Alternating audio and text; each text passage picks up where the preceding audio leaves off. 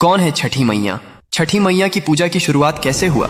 जब सृष्टि की शुरुआत हुई तब ब्रह्मा जी ने अपने कमंडल से जल उंडेला और सृष्टि का निर्माण प्रारंभ किया, लेकिन सृष्टि अधूरी थी। पुरुषों के बिना स्त्री शक्ति का अभाव था। ब्रह्मा जी ने स्वयं को दो भागों में विभाजित कर लिया, एक पुरुष भाग जो सृष्टि का आधार बना और दूसरा स्त्री भाग जो प्रकृति देवी के रूप में प्रकट हुई।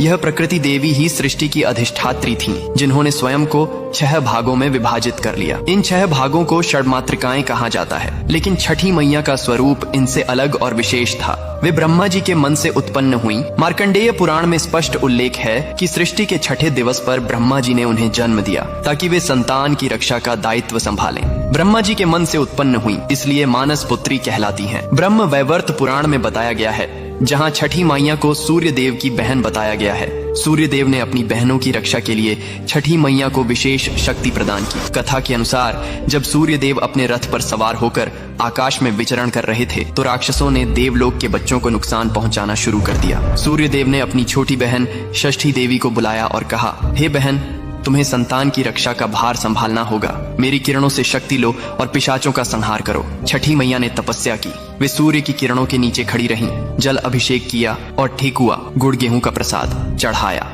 उनकी तपस्या से प्रसन्न होकर सूर्य देव ने उन्हें अमृता और रक्षा शक्ति का वरदान दिया। पिशाचों को हराकर बच्चों को बचाया। इस कथा से छठ पूजा में सूर्य और छठी मैया की संयुक्त पूजा की परंपरा चली। पुराणों में कहा गया है कि छठी मैया बिल्ली के रूप में भी प्रकट होती है, क्योंकि बिल्ली माँ की तरह बच्चों की रक्षा करती है, रात में जागती रहती है और खतरे से पिशाचों को हराकर बच्चों को बचाती है। इसीलिए उन्हें छठी मैया कहते हैं, जो छठे दिन जन्मी और छठे दिन पूजी जाती है। कमेंट में लिखो, जय छठी मैया।